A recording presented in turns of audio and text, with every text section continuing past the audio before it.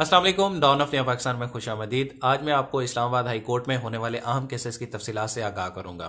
सबसे पहले हम बात करते हैं साबिक वजीर खजाना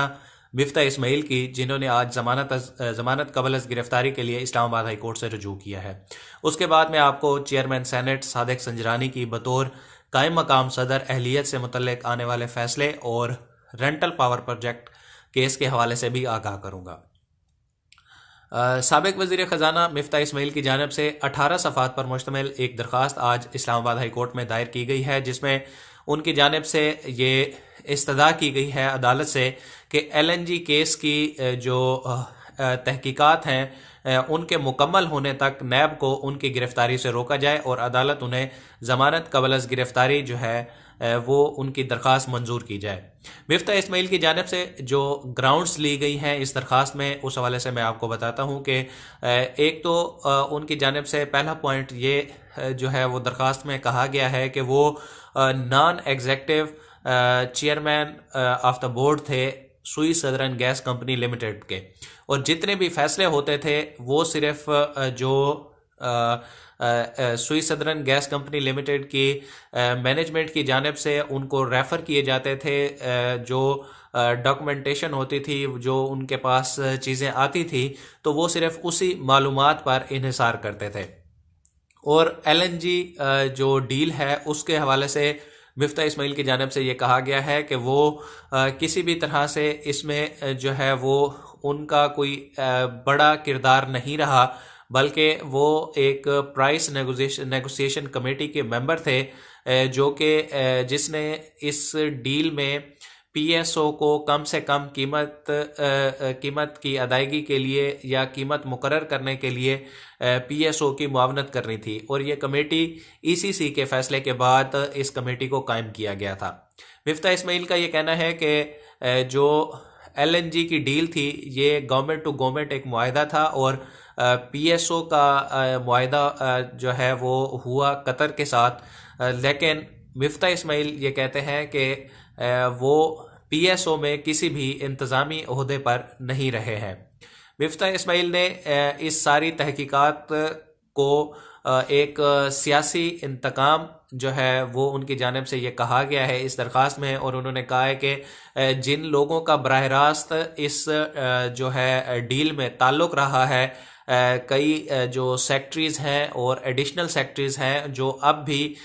मौजूदा हुकूमत में भी काम कर रहे हैं और आला ओहदों पर काम कर रहे हैं, लेकिन नैब की जानिब से उनके खिलाफ कार्रवाई नहीं की जा रही, और पिक एंड चूज की बुनियाद पर सिर्फ उनको निशाना बनाया जा रहा है। मिफ्ता इस्माइल ने अपनी दरख्वास्त में यह भी कहा है कि वो माजी में किसी भी किस्म के मुकदमे में वो मुलविस नहीं रहे, और किसी भी किस्म की मुजरमाना कार्रवाई जो है वो उनके माजी से नहीं जुड़ी हुई, उनका माजी बेदाग है, और इसलिए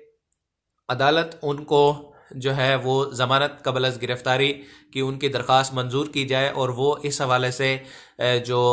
बेल बॉन्ड्स हैं वो जमा कराने। मुकदमा चेयरमैन सेनेट की बतौर कायम मकाम सदर तैनाती के हवाले से है, जिसमें आज इस्लामाबाद हाई कोर्ट ने चेयरमैन सेनेट सादिक संजरानी को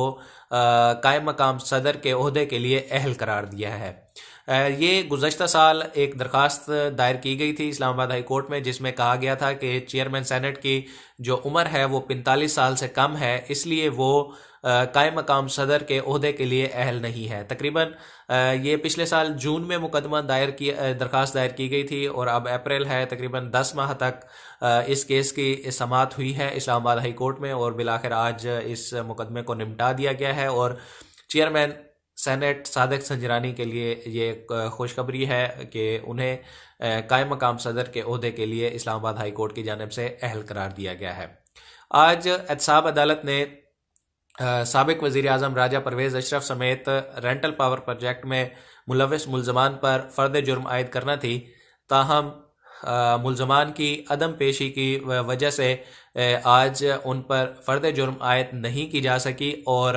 अदालत ने अब मुल्ज़मान को हिदायत की है कि वो आइंदा पेशी पर तमाम मुल्ज़मान अपनी हाज़िरी को यकीनी बनाए, ताकि इस केस की कार्रवाई आगे बढ़ सके। जब तक मुल्ज़मान पर फ़र्द जुर्म आयद नहीं होती, उस वक्त बाकायदा जो आगे गवाहान का प्रोसेस होता है, गवाहान के बयानात कलम बंद किए जाते हैं और मुकदमा का रिकॉर्ड अदालत के सामने रखा जाता है, वो कार्रवाई शुरू नहीं हो पाती। तो अब अदालत ने ये अहकामात जारी किए हैं मुल्ज़मान को कि वो आइंदा पेशी पर अपनी हाज़िरी यकीनी बनाएं। एक और आज इंटरेस्टिंग बात जो सामने आई वो इस्लामाबाद बार कौंसिल की जानिब से आज वकला को मॉडल कोर्ट्स में पेश ना होने का कहा गया है और मॉडल कोर्ट्स में आज वकला की जानिब से हड़ताल की गई। मॉडल कोर्ट्स का ये एक तरीकाकार है कि जो भी मुकदमात मॉडल कोर्ट्स में आते हैं उस पर जल्द से जल्द मिनिमम पीरियड में उसका ट्रायल मुकम्मल किया जाता है और इन जो भी मुकदमात उसमें मॉडल कोर्ट्स में ज़ेर समाअत होते हैं उनकी जो रोज़ाना की रिपोर्ट होती है वो चीफ जस्टिस को इरसाल की जाती है। कह सकते हैं कि ये एक तेज़ तर इंसाफ की फरहमी का मंसूबा है, लेकिन वकला को इसमें थोड़ी मसला आ रहा है और वकला की जानिब से इस पर तहफ़्फ़ुज़ात का इजहार किया गया है कि अगर ट्रायल इतनी जल्दी होगा तो इसमें कोई ख़राबी का इम्कान पैदा होगा और किसी किस्म की कानूनी जो है वो सुकम बाकी रह सकता है। तो इसलिए वकला की जानिब से आज इनिशली एक रोज़ की हड़ताल की गई है, लेकिन लगता यह है कि मुस्तकबिल करीब में वकला की जानिब से इस हवाले से कोई मज़ीद लाहे अमल सामने आ सकता है और वो मॉडल कोर्ट्स का हो सकता है कि ये जो हड़ताल का सिलसिला है ये मज़ीद भी आगे कई दिन हमें देखने में आए। तो ये आज 4 अहम मामलात थे इस्लामाबाद हाई कोर्ट और एहतसाब अदालत से जुड़े हुए, जिनकी तफसीलात मैंने आपके सामने रखी। इंशाल्लाह मज़ीद भी जो अपडेट्स होंगी वो मैं आपको आगाह करूँगा। Thank you.